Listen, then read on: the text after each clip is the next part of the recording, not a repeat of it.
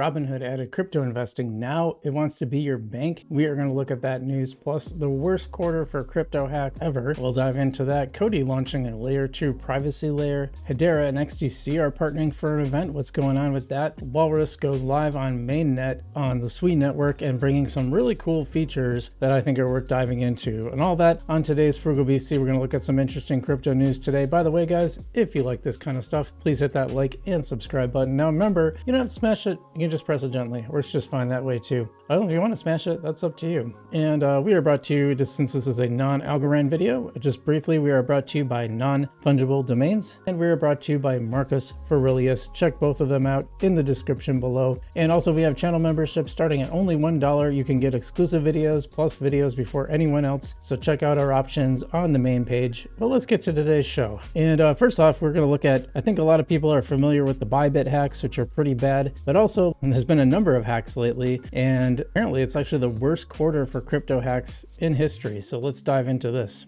This news comes to us via The Block. Crypto industry set for the worst quarter in hacks in history with 1.6 billion in losses. Bybit, big part of that, by the way.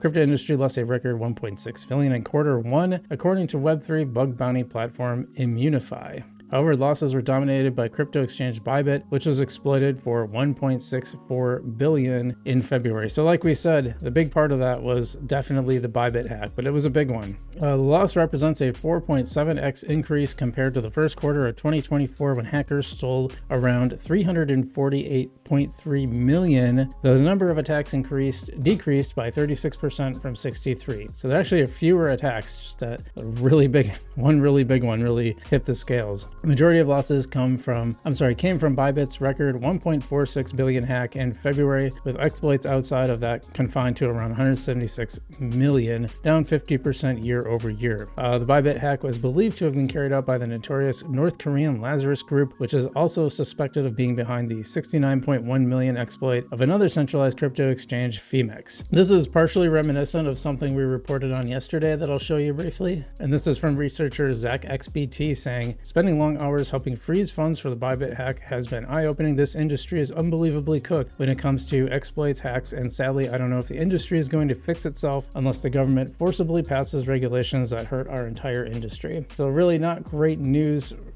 for as far as crypto security as with these exchanges. Apparently there has to be some changes to make these things a little bit better. And yeah, it is North Korea. This North Korea group is doing a lot of damage. Now, you guys may or may not know about Cody. I've had a small little bit of it for a long time. It's been around quite a while, but they just launched a new layer 2 focused on privacy. So why don't we take a look at this? Web3 privacy layer. Cody has successfully launched its mainnet as a scalable layer 2 for confidential transactions, the product of more than 2 years of intense research and development. Cody's L2 aims to form the missing link in Web3 infrastructure by supporting privacy on demand for enterprises and consumers. And there's like some debate about privacy layers, you know, whether transparency is one of the features of the blockchain. So having a privacy layer sometimes counteracts that. But on the other hand, like sometimes you want privacy. There's certain reasons why privacy is a good thing. So it's not an either or thing. There's a lot involved in this, and this is interesting. So Cody's mainnet bridges the gap between privacy and compliance, a critical component for mainstream adoption. The absence of viable privacy solutions has proven a major impediment for institutions, especially who are constrained from participating in sectors such as real-world assets due to the need to protect sensitive data to meet compliance. Yeah, I mean, that is there is an element of that, and that's why privacy layers are important. So good for Cody. Glad to see that launched. We'll see how that plays out over time. Apparently they have some partners, prominent players such as Bancor and its Carbon DeFi platform, BAM Protocol, MyEther Wallet, and Privex are already integrating Cody's privacy layer, with many more to follow in the weeks ahead. So I didn't even know that was, it's weird because it's been around a while. So I didn't know that you couldn't run a testnet on Coinbase. I guess I'm confused about that. I don't know a lot about Cody. I'm sure plenty of their fans will chime in the comments to explain to me how that goes. But let's move on to the next item. And that is Hedera and XDC partnering up for an event. Let's dive into this a little more. This is from the XDC Innovation Lab Dubai. We're thrilled to host the Crypto Hub Web3 Iftar ecosystem meetup tomorrow. Well, that's a lot. This gathering will bring together builders, investors, and innovators for a night of meaningful conversations, project pitches, insightful informations over Iftar. I don't know what Iftar is. Is that a place? No, it's in Dubai. I don't know. We're in Dubai and part of the Web3 ecosystem. This is the perfect opportunity to connect and grow. grow. So it's very interesting. I don't know. They didn't really explain why these two particular ones are partnering up. I'm a big fan of Hedera. I don't know a lot about XDC. I have one person in my comments who is a huge XDC fan. He will be very happy to see this. Yeah, like I said, I really don't know a lot, but it has worked its way into the top 100. It's like around 60 now. So, and we're big fans of Hedera over here. It's a great ecosystem. So yeah, I'm curious. Obviously this happened already. It was March 26th, but I think it's interesting when maybe you'll see more of this where two chains are kind of partnering up, like Hedera is partnering up with Algorand on the DREC Alliance, along with Cardano and a few other chains. So that kind of stuff is good to see. Now, you might not have heard of Walrus. It is a protocol on Sui mainnet, and it is live. Why should you care? Well, let's dive in. Time is now. Walrus mainnet is officially live, says Walrus. We're here to fundamentally transform how apps use and engage with data, empowering you to do more with your data, blah, blah, blah. I don't know what the blah means exactly, but ready to build, go, and you can take a look at this. Programmable data that works. Here's why Walrus is the ultimate platform for data. Basically, max storage, minimum spend. Well, I like that. That's a store gigabytes of data at a reasonable cost. Data storage is kind of a big issue. So having that is a very good thing. Always reliable, lightning fast. Obviously speed is really important here, and fully programmable. Buy, trade, and version your storage resources, and store anything from text to rich media. And they got some cartoons. That's nice. Here's what some of the stuff that's being built on it. This is Linera, storing large data sets efficiently. Walrus, Talus AI agents can seamlessly store, retrieve, and process data on chain, empowering developers to efficiently build, deploy, and scale AI agents. I've heard a lot. Vitalik Buterin had a really good post talking about the synergies between blockchain and AI, and they're more interrelated than you might think. Plume, we're ensuring asset-backed data stays verifiable and accessible on chain by integrating Walrus's decentralized programmable storage with Plume. Well, I always like to see these kinds of innovations. I think Gora is very similar on Algorand, so interesting to see this. And yeah, I wish them all the success. I think Sui is an interesting chain, and so definitely check that out. Let's go to our final item, and that is Robinhood now apparently becoming a bank. And Robinhood, of course, should be at least on people's radar because they've made crypto part of their platform. I think we all kind of know that. I think most crypto people probably don't keep their crypto on Robinhood, but the idea of it becoming a bank is very interesting, especially if they're going to operate differently than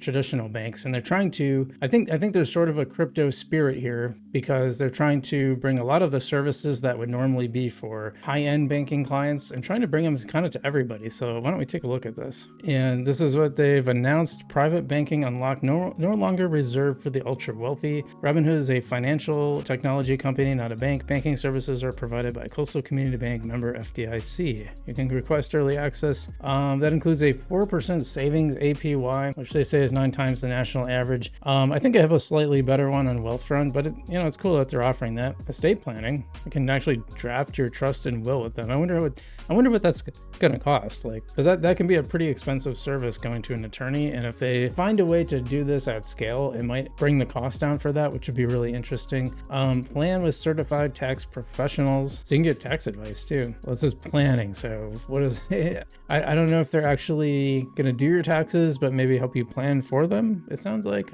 International money transfers to 100 countries, and again, the cost is going to be the issue here. Like, how much are they going to be able to do it really cheaply? Because they might be able to theoretically convert to crypto, move the crypto, and find a way to do it really, really cheaply. It's possible. 24 hours 7 support, 2.5 million FDIC insured. Apparently you can get like fancy tickets, get access to private jet travel, personal chauffeurs, luxury helicopter rides, members only vacation clubs. Okay, I'm sure all that's going to be out of my reach. But this is the big one, introducing cash delivery. Your cash is delivered on demand right to your doorstep. No need to search for an ATM. And by the way, I saw the Robinhood, in fact, why don't we show this? I'm going to show you this. I'm not going to necessarily play the sound, but so a lot of other. He's going to show what it looks like. Okay, he's going to show it. So let's here, I'll zoom in a little bit. So he's selecting amount of cash delivery. This is not going to be cheap, obviously. I mean, you're going to get this, plus he's giving a tip to the driver. I don't know if he shows the fee. Oh, he does actually. Hold on. Let me see that fee. So it's like a $5 delivery fee. And so, yeah, he just punches in the fee, gives a tip, and you actually get like kind of like an Uber ride type thing coming here.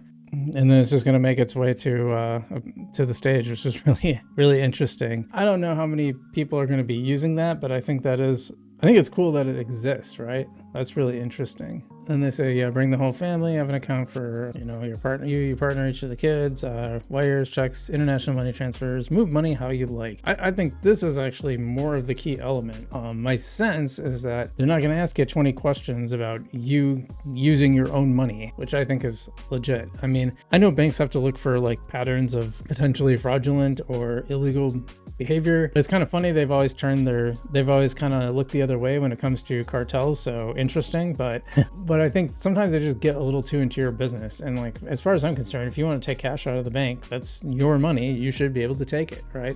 This is the whole promise of crypto. And this is why I think this was worth pointing out. Even if this isn't necessarily crypto related, it is money related. And I like this turn of events. Even if I don't use it myself, I like that there's some pressure on banks to be a little more open because of what Robinhood is doing. Anyway, that's our video for today. I know it's a little bit different than usual. So if you don't mind, please hit that like and subscribe button. I hope you enjoyed this. Let me know what you think about any of these news items and leave me a comment below. As always, I'm Frugal BC, and I will see you in the future.